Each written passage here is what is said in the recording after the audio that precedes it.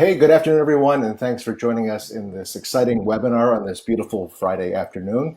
My name is Bob Tremblay. I'm the Superintendent of Schools in Framingham, and it's really a pleasure to have you here with us today. So I have a few guests with me that are joining to have a conversation about the historic Knobscott Chapel move, and that's what we're going to talk about today. So I know we have some students and some families and some guests who are joining us today, and so glad you can be here.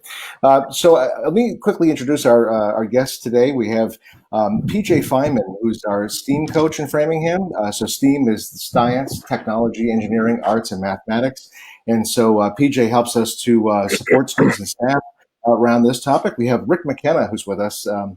If you don't see him playing the piano in his virtual cocktail hours he's been doing for us in quarantine, he's been pretty awesome at that. Rick's become a friend over these last months as we've worked on this project together. So Rick's a longtime Framingham resident with an extensive experience in construction. He's actually the owner of Symphony Builders, which is symbolic, I think, of his musicianship. But he's which is a firm. But Rick is he currently serves in Framingham on the Zoning Board of Appeals, and he's also an advocate for the preservation of historic property. And I'll be coming back to Rick in a moment to talk a little bit about some of the history around this chapel move and what made it significant. We don't have with us Stan Wilds, was going to join us today, but he's probably on another project. Stan Wilds is the owner of Stan's Granite State Building Movers, LLC. So this is the company that you'll see featured later in our video reveal.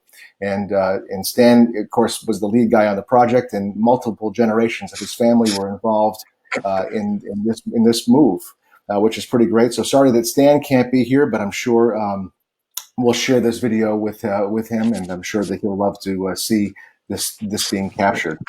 Also, fortunate to have Madeline Tremblay. Madeline it's not coincidental. She's my daughter, but Madeline is an aspiring video production engineer, director, producer, movie, whatever's her future will go, and this is a chance for her to capture this footage in a remarkable number of ways. She partnered with Access Framingham with the video component of this, and so she and Frank Morello, who's credited later in our presentation, but Maddie and Frank both worked collaboratively on this, getting some photographs, some video footage. Both Maddie's portion of this was the drone photography, as you'll see in the video, and as well as some time lapse and some nice close-up films that Frank did.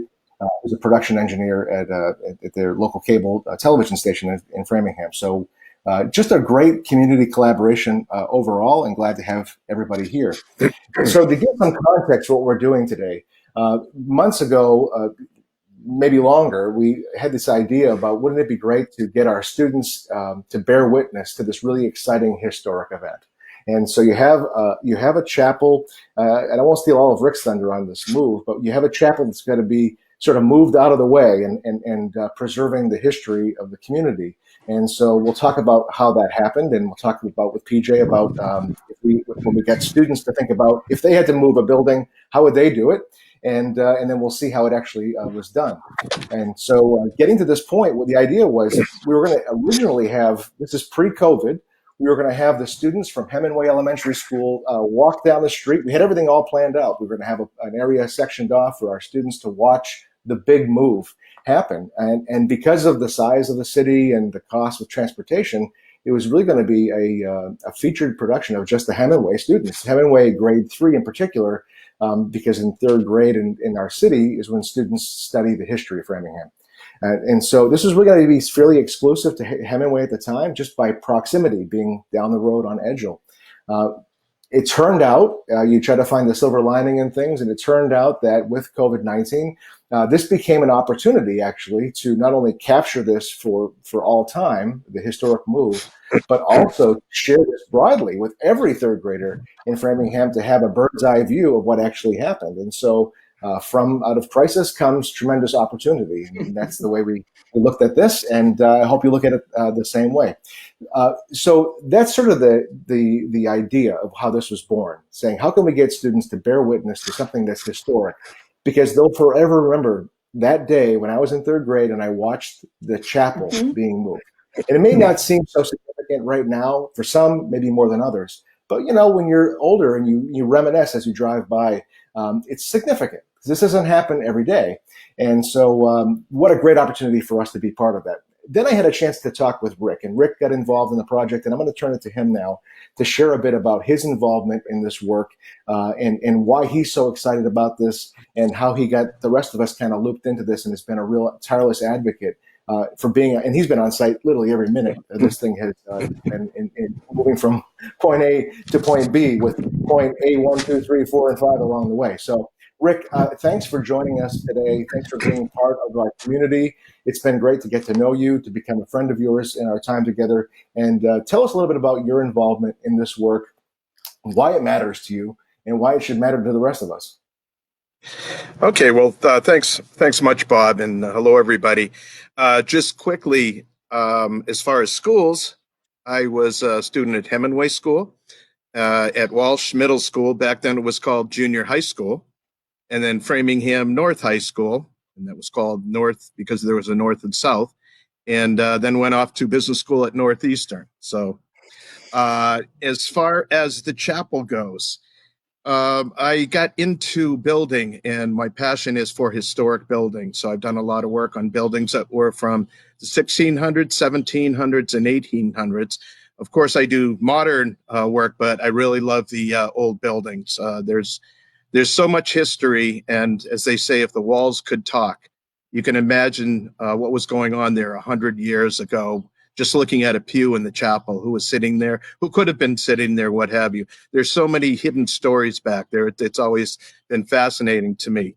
A little history on the chapel and what happened with it was, let's go back to the beginning. Back in 1880, the chapel, it was the North Framingham Protestant Union Chapel Association.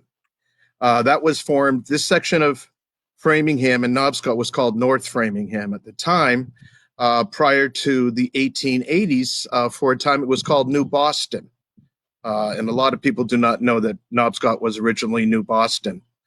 So Edgar Hemingway, and I'm sure you could figure out that he has something to do with Hemingway School. He lived in a building across from Hemingway, which is the space that the McAuliffe Library now sits upon. The white building that was there was his house, and he owned property from the railroad tracks to his side all the way up to Water Street and Edgell. And he was a part of the Union Chapel Association. And what he did, they wanted to build a chapel. So he was in the association, and he sold almost about a quarter acre up at the corner to his own association for $1. Quite a good deal. And then they built the chapel. And the directors of the association, I want to throw a few names out there, and you can probably figure out why I'm giving you the names. Directors were William Hamilton, Gilbert Child, Childs, Angus Potter, Pottr, William Abbott, and the treasurer was another Hemingway, Elbert Hemingway. And the Hemingways were very well known in Framingham. There weren't too many families, but a lot of the families that were there at the time, you'll see streets named after them all over the place. So that was $1. Now, about 15 years ago, there was a group that was renting the chapel. And it was a religious group. I can't recall the name right now, but they were not paying their water bill. And they thought that the owner of the building was paying the water bill. The owner of the building thought that the congregation was paying for the water bill. And all of a sudden, they assumed $16,000, which they didn't have, nobody had to do. So they just said, take it, it's yours. And the town at the time, Framingham, took it by tax title. And that's when they had the opportunity to do something with it. And since 2012, there were, I believe, 5 RFPs, which is request for proposals, for somebody to do something with the chapel. The developer who owns the whole area, Andy Rose, and myself were the 2 people that were interested in the chapel. I was going to put a restaurant in there. And it was Tippling Rock Trading Post, which is going to be historical 1880s Framingham. Unfortunately, I did not win the bid, and Mr. Rose won the bid. And the chapel was to be moved and saved, and that's the most important thing for me, that it is not demolished. A lot of people don't see the beauty and the history in old buildings, like I never did when I was growing up going to school, but as I got older, the appreciation really stemmed out. So what Mr. Rose has planned to do in the redevelopment of Knobscot is to put a gigantic CVS at the corner. And if you've noticed, a lot of things have been demolished. Then there will be an apartment complex also. So he had to move the chapel somewhere, and he moved it over next to Gianni's as the plan. And then he owns the chapel, and he's looking to have some type of somewhat upscale restaurant eating establishment in there. After COVID, I don't know if the plans will change, but that's where it lives right now, and that's what should be happening with it. And he got in touch with Stan at Granite State Movers, and worked with Stan on moving it over to the new location. And I asked if I could get in to bring this group along, so it could be documented and used for educational purposes. And he agreed. He's been great, and we've had a blast working over there and following the progress of it. So that's my involvement, and that's why I'm here. And later on, if anybody has any questions about the chapel and its history, I'm hoping I can help you out there. Back to you, Bob. Rick, thanks so much. And I'm glad you mentioned that about if anyone has any questions, because this is we're broadcasting here, of course, on Facebook and on YouTube, and so you have an opportunity. While we don't have everybody, on screen engaging in a big kind of Zoom class experience, we do have an opportunity for people who are watching to raise questions, whether they're curriculum related questions or questions about any aspect of this project. Feel free to put them put them out to us. We'll make sure we get it on my feed here, and then I can direct the questions to the best people to answer those. And Rick, you got us our very first hard hats. You got us backstage passes, if you will, to get out to the site. We had these great lanyards with the historic picture. And we'll see that later on too of the chapel back in its heyday, with people outside and socializing back when you could do that without having to be 6 feet apart with a face covering. But you can see this wonderful reminiscence of history. And so I want to thank you for being a partner on this project and for helping to vision that. And then from here, we were able to say, well, everything's a teachable moment in life. Every single thing's a teachable moment. And something like this has real potential to be even more deep knowledge. And here we are, everyone's teaching and learning from home, whether we like it or not. But how can we make this exciting? Because we can't have the students there firsthand to see it, but we do have a solution to that. But how can we replicate this? How is there a way where our students could have some opportunity to say, wow, how did you do that? How would you take it? I don't even know how many tons. That would be one of the questions I would have if Stan were on the call. How many tons is this building? And how do you move something so big? You can't just, get a bunch of guys and pick it up and move it over. And so we enlisted the support of PJ Feynman, our STEAM coach in the district. And PJ, I'm going to turn it to you to tell us a little bit about what does a STEAM coach do? What do you do in sort of your day-to-day work? And how did you use this sort of concept around the mechanical advantage challenge that you've been doing throughout this, time in remote weekly instruction during this remote time of teaching and learning, and how you took this project to be a challenge for our students, and then maybe lead us into how our students responded to the challenge to see if they had to move this building or a structure, how would you accomplish that? So there's all kinds of ways that integrate these kinds of concepts of structural engineering and physics and math and science. And tell us a little bit about that work and why it excites you and how you applied it to this project. Okay, that's a lot. So I'll start with thanking you, Dr. Tremblay, for asking me to be part of this project. It's been really, really fun. I really enjoyed it. As a K-12 STEAM coach in Framingham, I have a few different things that I do. S is for science, T is for technology, E is for engineering, A is for art, M is for math. And the idea behind that title, where all of those letters are capitalized, is that even though we go to science class and then we go to math class and then we go to art class and they seem like they're separate, all of these things are connected and combined. And everything is so exciting when we learn about how they work together. And so that's the idea behind me being a STEAM coach, is to see all of the connections between the different subjects and then to support staff members, to support our administration, to support our teachers, in bringing these concepts together and just having really fun and engaging lessons for students. So then I also work directly with students, and I also write curriculum. So there's a lot of different pieces of my work. And for me, this is like my dream job. I'm double licensed in math and science. And it's hard to pick like what you love the most. And this way I don't have to pick ever. So it's great.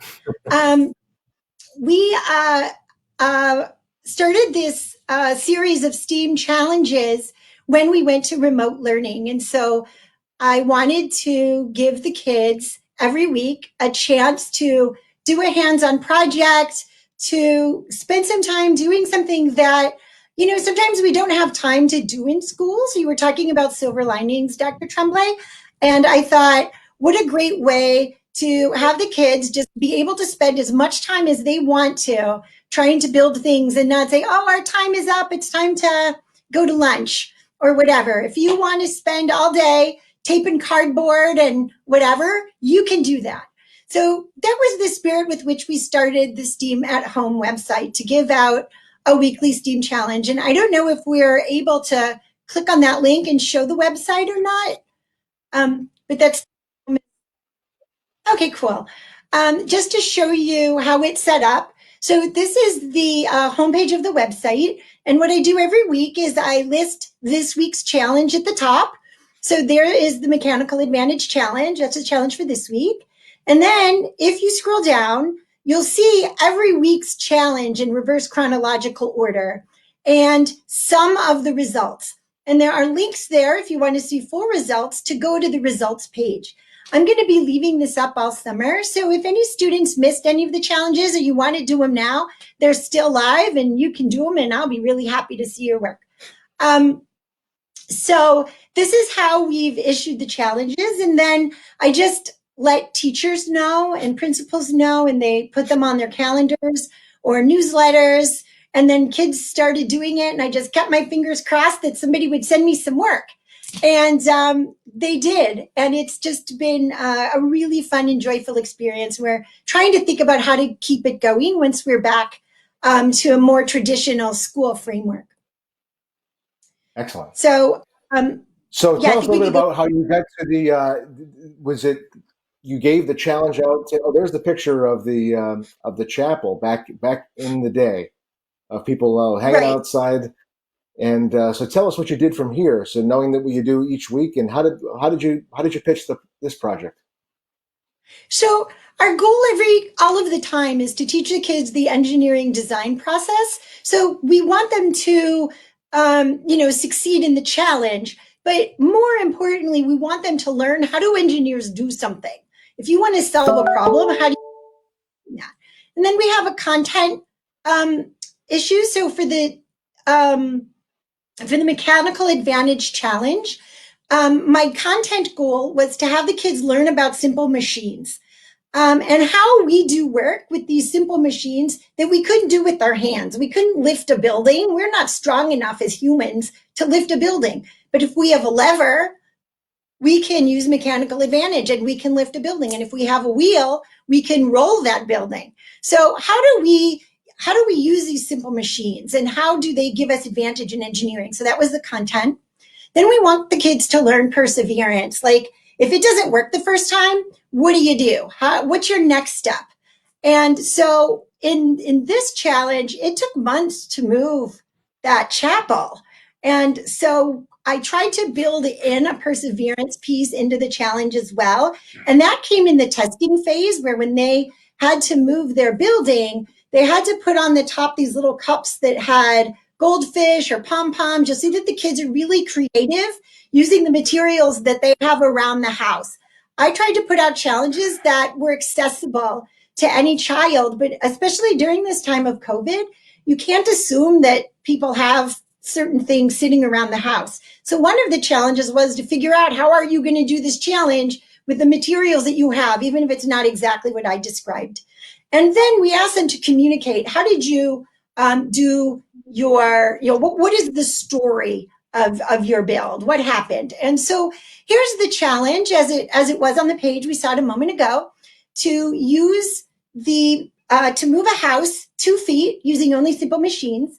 And this is a picture so that they could get an idea of what I meant by moving a house. So we wanted it to be like enough directions the kids would know how to start, but not so many directions that we stifled their creativity and told them step by step how to do it. So as long as you had some sort of house, something that would indicate if it was breaking, for my description was the cups with something in it. And if the cups spilled while you were moving it, that meant your building broke. And then the constraint to use the simple machines. And then, it was like, go time. And then we wait and see what happens. That's fantastic. I was thinking about this. Just to interrupt you, just for a minute of reflection there. Of course. I was thinking about that the whole time when we see this chapel being moved. If somebody here spills the goldfish, you pick them up. If somebody spills the chapel, that's a whole different level of cleanup. And so this is the real life here. So I love the concept. And of course, it would seem to me that if you're looking at a box of pasta, you could just pick it up and move it, right? So you had some requirements in here where you couldn't use these, as I recall it. Yeah, you were not allowed to touch the box. That's correct. So we see the kids used incredible creativity to get around those constraints and to stick with all the criteria that they had to for the challenge. And so I'd like to bring you to the work now and show you, because this has been, for me, one of the things that has brought me the most joy during this remote learning period is seeing the kids' responses and seeing their work and enthusiasm. I'm sure I speak for all of our staff and administrators that just time after time, seeing the creativity of our kids and how they rose to this occasion has been really heartening. So here's our first video. Test 4, take 4.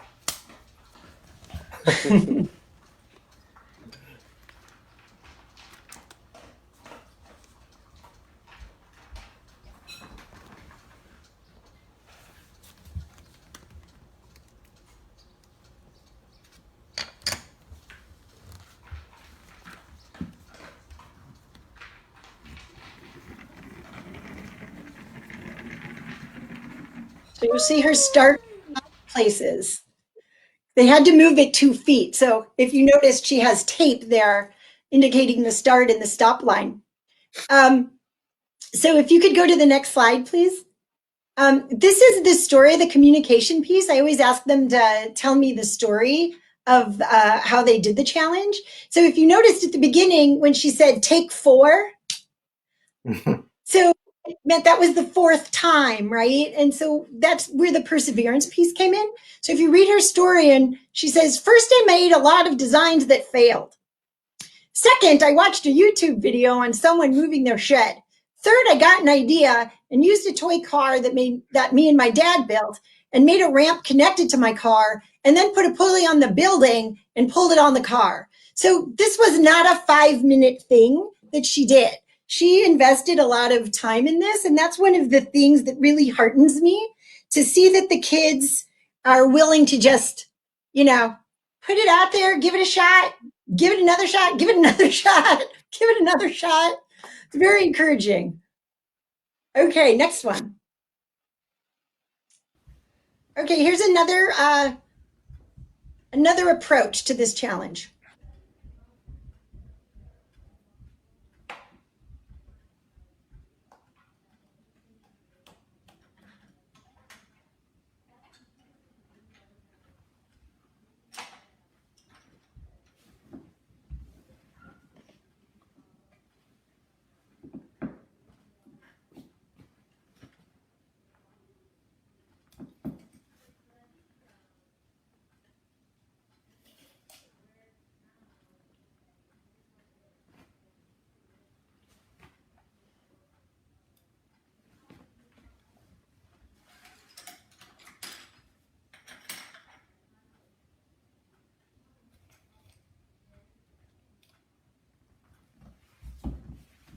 We'll have to make sure that Stan sees this. He might have some future employees for Granite State building movers. Some of them came very close to how they actually moved the building.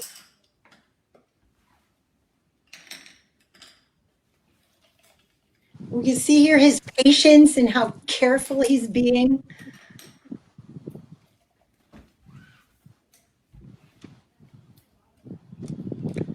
And this is how the Romans moved a lot of the stone to build the pyramids. Same process.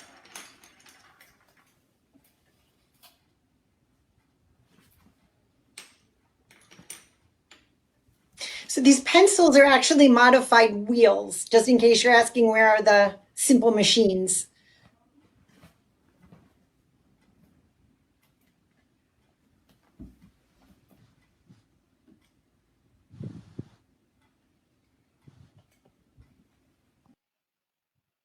Nicely done.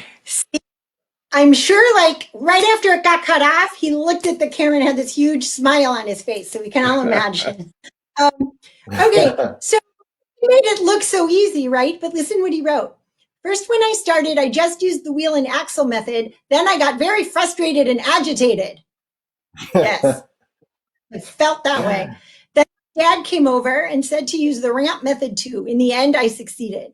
So the combination of the tools was the important thing there. And, he's a third grader. So these challenges I put out, and I was really targeting them for third through fifth grade. And you'll see that there's a big difference between how the third graders attempt it and how the fifth graders attempt it too. So there's a lot of room in there for them to apply the things that they know in the background that they bring. Okay, next. This is a grade 5 student. Using a pulley.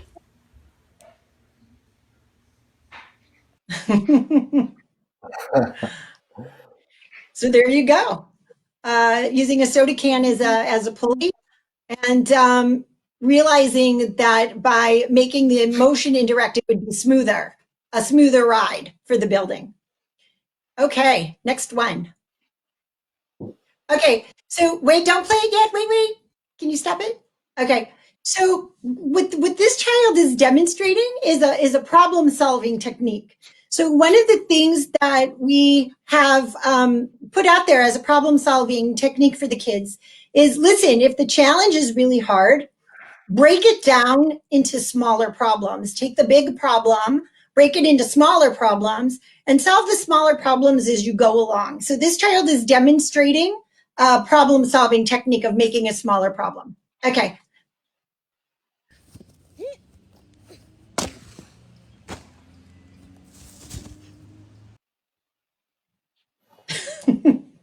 So, he had to move it 2 feet, and he was like, you know what? I'm going to move that 2 miles. There you go. Very good. Mechanical advantage that a lever will give you. Also a grade 3 student. Spoiler alert here, we did not move the chapel in this manner. That's correct. Well, that is not historic granola, so it's okay. Okay.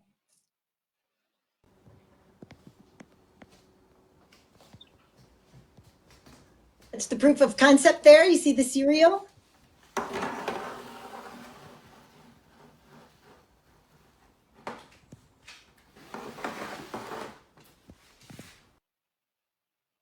So again, realizing that the indirect pull would be a smoother ride, but very clever use of an inclined plane and the wheel, the can being the wheel, to pull it down.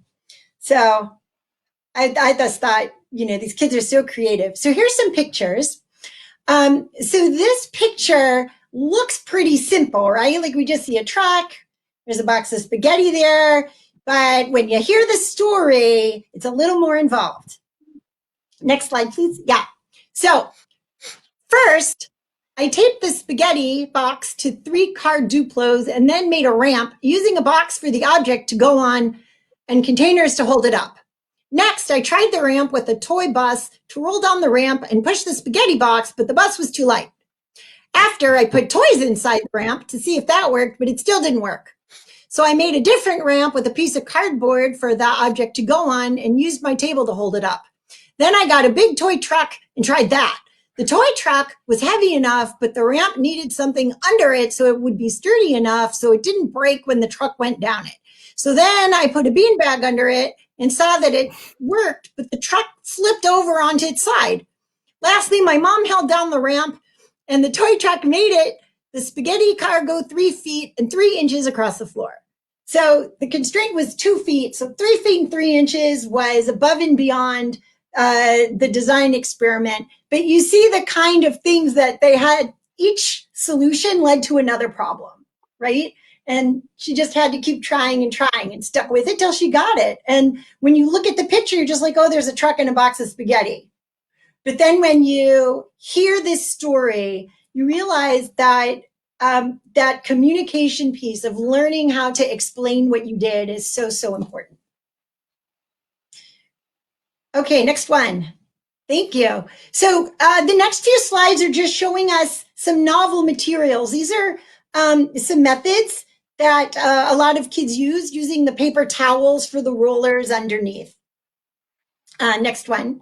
And this one, again, using a string and the refrigerator, right? So looking around, what have I got? What can I use? So making that pulley out of the refrigerator handle, in this case, novel use of materials. Okay, next one. This one's similar, right? Using the hook on the back of her door to be her pulley, to try lifting it. Also, this is not what we did with the church, lifting it into the air, but it did count as 2 feet. It did count as 2 feet. So sometimes when I see the kids work and I look and I think, and then I look back at my description of what I asked them to do, I realize it's not what I expected, but they're right. I didn't say it had to be horizontal feet, right? 2 feet. I said, move it 2 feet. She moved it up 2 feet. There you go. Way to fulfill the challenge, right? Okay, next one. Okay, this again, a combination of the pulley around the fireplace and the inclined plane to pull it up onto the hearth. Next one. Okay, so this one I put in here and wanted to pause and explain that for the kids to send in the pictures and document their work is like an additional STEAM challenge. Having to explain to the kids, like, how do I take a picture with my computer? How do I save the picture on my computer? How do I upload it? All of these things were things that we had to teach them. Well, many of the kids, we had to teach them how to do that. It was an extra technology STEAM challenge in order to participate in this. And so this solution is similar to others. We see how he put the pom-poms on the top instead of Cheerios. So again, novel use of materials. But I just want to tip my hat to all of the parents and the families and the kids for really sticking it out and persevering just with the technology pieces, not only of these challenges, but of all the schoolwork that they had to do. So they really rose to that occasion as well. So congratulations to all of you, kids and families, for meeting that challenge. Okay, next one. This is a very close to how the building was actually moved, and just the look of focus on this child's face while working on this. I felt that was really outstanding and just wanted to show this. This is a third grader at the Brophy School. Okay, next one. So this student as well used the chalk. He's holding chalk in his hand as a wheel to move the building across the floor. And you'll see that he used different kinds of tape because he couldn't get the cups to stick with Scotch tape. So then he went and used the painter's tape and made it work that way, and then later worked up to not having the tape on it. So again, the different steps of the process. And this also, you can see his tape measure, so that he's making sure he's doing the 2 feet. using the pencils as wheels, and then pushing with a ruler to make sure he doesn't touch it with his hands, as you had said before, Dr. Tremblay, that they weren't allowed to. But again, this is something that has more of a story behind it. So next slide. So first I got a bunch of pencils and put them under the box to make it roll. The first time it fell off the end, but didn't spill the goldfish, so I added more pencils and it worked better. I tried again with a different box of books and a wheel platform I made out of Legos. It worked better and was much easier to move, but I have to make a bigger base because the wheels were too close and it tipped over. Wider wheels made it roll better. So the sort of moral of this story, next slide, please, is the most important question behind all of these STEAM challenges, which is there's always a next step. There's always another thing to try. And so the question at the end is always, what will you try next? Okay, wider wheels. I really love how some people used a pulley. I'm going to use a pulley next time. So there's always a next step. And just to sort of circle back to your first questions, that's one of the things that I love so much about being the STEAM coach, is that there's always a next thing to try. And so next slide.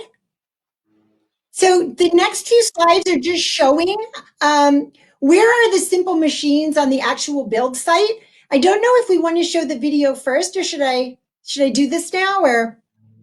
Well, what I would ask you, I don't know how much of the slides will reveal of the actual move. So I think it's okay to talk about that, because what I'd like to do is as our students watch, is to have them identify these simple machines in the videos. We don't call them out in the video, but they'll be very clear that from the description that you've given, from the examples that you've shown, and I think from describing quickly through these, I know just to keep an eye on the time, it's about 10 after 3, so we have to show the video still. I want to leave some time for Q&A, but if you don't mind moving fairly quickly through the various kinds of simple machines, I think that would set the nice context for the video conversation. Okay, so you might not know when you look at a crane that a crane is a lever. That arm at the end is a lever that allows you to lift up all of that weight. And there's also a pulley in there, but mostly what you can see there is the lever. So this is a little bit hard to see. If you see right in front of the man with the yellow helmet, there's a little black thing sitting on that rod, and that is called a winch. And inside that winch, there's a pulley with a cable wrapped around it. And there's a cable leading to the chapel. And that wheel that is the pulley is going to roll around in there. And that cable is going to go around that pulley that's in there. There's also a screw there. That's okay. We can see it in the next one. Okay, so if you can do a close-up on this, that was really awesome, how you did the close-up. You can see that there's a clamp that is holding the beam to that's holding the building to the beam, and that clamp is made tight with a screw. So you could never make that pressure hard enough to actually hold that with your hand. But by twisting the screw, you can make it really hard. And there is an inclined plane you can see right under the rod, and right under those wood beams that are going back towards the rod, there's a little wedge in there. And that is actually what's keeping the building from moving forward until they're ready for it to move forward. It's holding back all of the weight of that building until they're ready. Next. So if you look at the hammer in the pocket of this construction worker, you might not realize that the back of the hammer is a wedge. So whenever you're using a hammer, you're using a simple machine. The hammer itself is a lever, and the back of it is a wedge. Okay, next one. And then here's a wheel, obviously, on the truck. The truck is going to back up with the cable on it. And I think that's the last one. Yep. That's my email address. PJ, thanks so much for the awesome energy that you bring to this. It's clear that this is exciting work for you. You like embody the excitement of this project. And I think you gave us a nice overview of what these kinds of simple machines are. And when we watch the video reveal in a minute, we'll have a chance to really see firsthand how all that comes together in sort of a symphony with this move. I had to throw that in for you, Rick. Like a product placement plug. I want to turn it to Maddie for a minute. So it's about 3:12. I want to sure leave a few minutes at the end for questions that may have come up. Maddie, this is more now for you because as PJ mentioned, that there's more than just the moving of the structure. There's the technological aspects around STEAM of actually how you capture the work that you do, whether it's you're writing about it as you saw, or you're actually documenting it with video or photographs. This is a tremendous challenge that I gave to you in this project. This is a challenge that I placed upon you. And could you tell people who are watching, because they're not going to, they're going to see the video, but as a sort of a precursor to the video, what did you have to think about going into this? How did you work with other people? Because a lot of this is around collaboration. And what kind of tools did you use in your work to get this captured for all time? Yeah, so throughout the entire process, I was going onto the construction site not really knowing what was going to happen. So when I got there, I personally am a drone videographer, so I'm able to put my drone in the air and have my phone and basically fly around the building and get more of an aerial bird's eye view that usually we don't see unless you have like a helicopter or something like that. So I did work with Access Framingham with Frank Merlo, and he got more close-up shots while I was able to help with my time-lapse and my drone shots.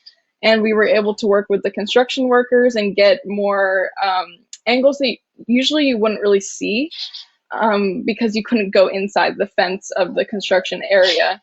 So we were able to go under the building, get video there, and then close up with the truck and the pulley systems, which you will now see. And I hope that the video not only is used for educational purposes for Framingham Public Schools, but also for our community to learn about this chapel.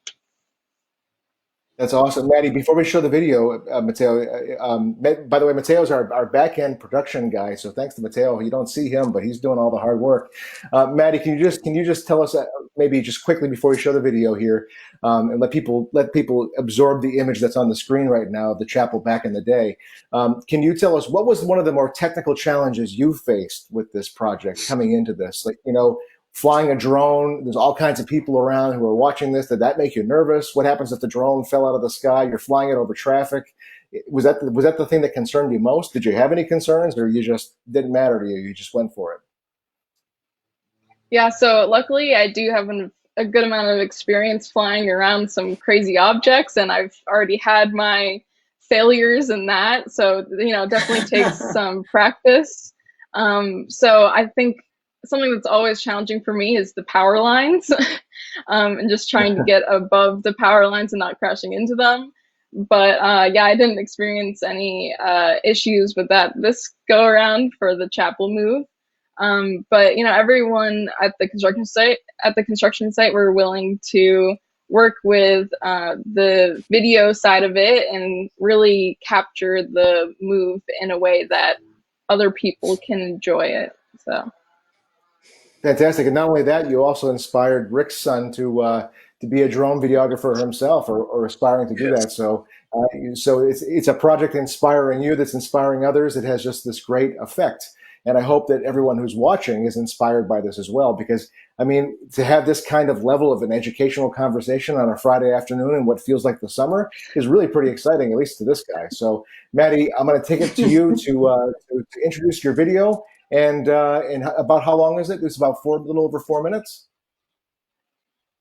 All right. So this produced by Madeline Tremblay and with some partnership with Frank Morello, Access Framingham. Here it is. Here's the big reveal. See how you can relate to this based on your project, based on all those levers and pulleys and wheels and axles and screws, and see how it all comes together in this video.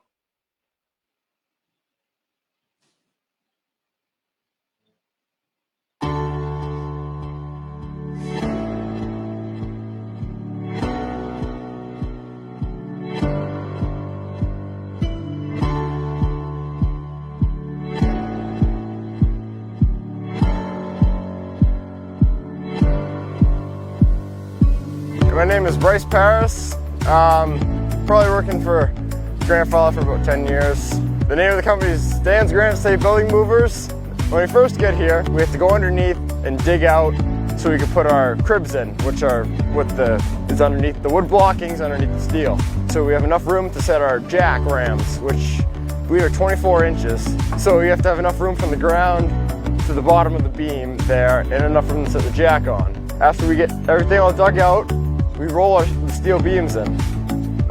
Piece of pipe that have plates welded on the side and just on bearings. So we roll those in, and after that, we jack up. Once we jack it up to the height we need, we can put our track underneath it, which is the steel. Then we put the double skates. They're Hillman double skates, I believe they're 50-ton capacity. They're nice because you can roll both ways. So obviously we're rolling this way, but we can also roll it that way. So it's nice because the track doesn't have to be dead perfect. Because if we were just rolling one direction, you'd have to have exact, because when you roll that far, the skates would want to walk off the beams, so we'd have to jack up and move the beams. So those come in very handy, make it move nice. After you roll it out, we're going to leave it here for probably a couple weeks, and then we'll reset the track to go again.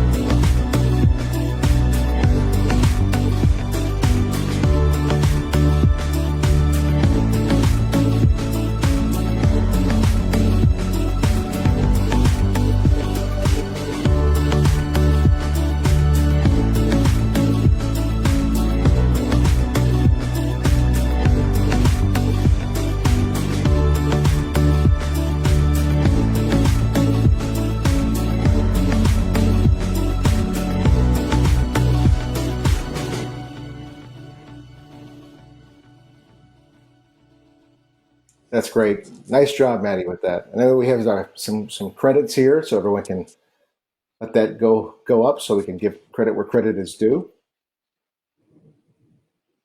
That's pretty exciting to see that come together. And you know what? It turns out that if we had the original plan to have just the Hemingway students come to the corner and watch it, we never would have seen that whole project in a single day. It took multiple days, as you know, from getting this and the track reset all the way throughout. So it was actually worked out for so many reasons to have it captured in this way. So we have a little bit of time for questions. It's about 3:20 right now. And one of the questions that had come up that I believe that Rick had answered earlier was the future plans for the chapel. Now we've seen where it's sitting right next door to Johnny's. And Rick, could you maybe just tell us once again what's sort of envisioned, or what was envisioned pre-COVID for the use of the chapel? The owner is looking to have some type of food establishment, not too large, but like in some restaurant type, and probably not a chain in there. Now, with the restaurant situation post the start of COVID, it's very hard to say if he'll change the strategy on who will be in there. So it's hurry up and wait and see. So that, and if I may, Bob, you had mentioned something about the weight of the chapel. I can answer that one for you. Oh, that's great. Because he mentioned about each of the skates, I think, being 50-ton capacity. 50. I thought he mentioned. Right. So if you, engineering wise, if you have 4 skates, then each of them take part of the load. So that would end up being 200 tons. Okay. Now, given that a ton is, an easy number is 2,000 pounds. With the steel that was attached to the bottom of the chapel, it was slightly under 100,000 tons that was moved. So in Wow. pounds, that would be about 200,000 pounds. And it moved like a little bit better than a Cheerios box. Yeah, that's really interesting. Thanks for getting that data point for us. I'm wondering if any of our students who are watching have any questions or comments, or parents or members of the community. Feel free to send a comment our way here, or a question. We'd love to engage in the conversation while we have everybody on our panel with us. PJ, what did you see all those levers in there that you showed us, and all those simple machines? I did, and I think there were a few things that really stood out for me. One was, Maddie, you got such a great shot of that big wheel getting the big cable wrapping around it. So that was really amazing. And I because I had to stay behind the fence the day that I went and saw it move, I didn't even see that on site. So that was very exciting. And then the other thing that I wasn't able to see from where I was, I believe that this is what the skate is, Rick, correct me if I'm wrong, but that thing that there was a close-up and it showed wheels sort of on a chain and they were rolling. So it sort of looked like a tank kind of tread thing. Is that the skate you were referring to? I didn't know that vocabulary word. So that is part of the skate. Yeah. Right. And so I thought that was really affirming for all of those students who used the pencils or the paper towel wheels or the chalk, and they would take the one from behind and put it back in the front. So that's pretty much dead on to what the skate is doing. It's taking a wheel and moving it forward and then sort of just moving the building along like that. So those were a couple that I hadn't seen while I was there. But I think that the other picture that was really telling for me was there was a picture where there was one of the construction workers was pulling a cable, as if he was pulling the building himself. Dr. Tremblay, you had mentioned that before. Yeah, I think he's just kind of holding it over his shoulder.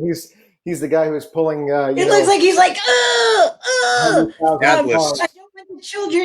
don't want the children to be confused. He wasn't moving the building by himself, kids. The whole point of this is that he was probably connecting that cable to that big wheel that was going to pull it, because that's how you get mechanical advantage. So those were the things that really stood out to me. Rick, go ahead. Thanks, PJ, for that. I just wanted to mention, and in looking at the projects that the kids did, one common theme there, which I really love being in construction, is that at first there were some failures, and the kids didn't give up, and then they went and they tried other things, which in my industry you're running into all the time. If you don't have set plans, even with set plans, sometimes they go awry, and you have to use a lot of the stuff that we were seeing here in your toolkit, in your mind, so to speak. One example, that as closer to the new foundation, he had to come up with a new way to pull it. States at the beginning, his the truck couldn't do that because he couldn't get the truck in between the chapels. So he had a number of options, and that is when he went and got the winches that you were talking about there.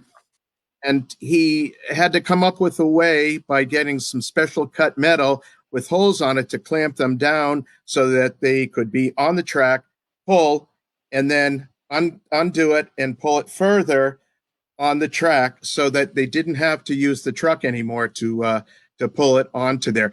And prior to that move, phase 3, he wasn't sure what he was going to do yet. So all in the name of engineering and science, that was his best option. And he was, when it started, he said, I don't know how well this is going to work. And it worked fabulously. He said, don't tell anybody, I'm not sure. But That's Well, I'm not what this sure. is all I'm about. not sure his I secret love that. is safe anymore. No, yeah, he didn't use the painter's tape. Well, if he the ever has, if he ha- I was just going to say, if he ever has any more problems and needs some ideas, we can put it out there to the kids because they pretty much nailed it. I think by showing how that rope like pulled it along, connected to a pulley. It was really dead on. Well, I fantastic. could add on a historical note that too many historical buildings these days are just being demolished. And you could talk to Stan. He's been doing this for 45, 50 years, and it's almost like a dying business. There's very little need. So it would be great if kids especially could learn the significance of historical buildings so that we can try to maintain them and keep them around. Rick, while we have just a couple more minutes, but I wanted to ask some of the questions that I've gotten in the thread here. The beams that we saw, this was not done in a single day. It took a matter of weeks, maybe even longer, to move it from point A to point B, where it ultimately landed. And as you probably saw in the video, there was sections of these beams that were there. They were then, the cribs were rebuilt and beams were then replaced, and then it went on to sort of the next section, and then ultimately to its final landing spot. So it took a series of weeks to get there. The beams that were used to move it, do they just come out now and get taken away, or are they used as part of the construction? Do they have a value beyond just the moving, or is it just there for the move? It was just there for the move. If you look back in the video where there were cutouts in the concrete foundation, the cutouts were there not for windows, but just space for the beams to rest on. So it was all mathematics and measuring ahead of time, so that when it was laid down, the beams would sit there until they could put the cribs in, and then lift it up a little bit, remove all the beams, and then sit it down on the foundation. So those are up in New Hampshire now, all of them. And one of the Right. reasons why it took so many weeks was the fact that in a job like this, you have different companies doing different parts of the project. And they were ready to go, but the foundation people, and they call that the site work, that was delayed a little bit. So that's why they had to wait and come back. And cement has to cure a certain amount of time, and especially on the floor of a building there. So that had something to do with the delay. They could have been in and out of there in about a week and a half. Right. Well, I know we're So I coming hope to that the end of answered your our. question. It did. Thanks so much. I know it's coming to the end of our time together on the call. One of the questions that was raised was around whether or not the anything broke in the chapel move, and I guess we're not really sure. I didn't see anything on the outside of it, but I guess we can find out when we one day open it up and find out. And then certainly, if Stan were here, he could tell us a little bit about his experiences in moving historic buildings. But I want to take this opportunity to thank you, PJ, for joining us today and for the STEAM challenge that you gave to our students, to Maddie for capturing this historic moment that will be preserved forever. You were really part of history of Framingham, and thanks for being part of that. And Rick, for inviting us to engage in a really collaborative way in this project, for bringing us behind the scenes and getting us that sort of backstage pass to see the chapel move in a way that we never could have seen it from this bird's eye view. So to all of you, and certainly to Stan and his team, the Granite State Building Movers, I want to thank everybody for coming together with this project. I hope those who are watching enjoyed this time together today. We'll make sure we make the video available. Please share it widely, and have a great weekend, everybody. Enjoy the beautiful sunshine, and if you have a chance to drive to the corner of Water and Edgell and check it out, you can see where it actually happened in Framingham, and you can appreciate the magnitude of this challenge as it was. So to everybody who was involved in this, and certainly to Andy Rose and his team, thank you for letting us onto the project to be part of this historic move. Thanks to everybody. Have a great weekend. Thanks. Bye-bye.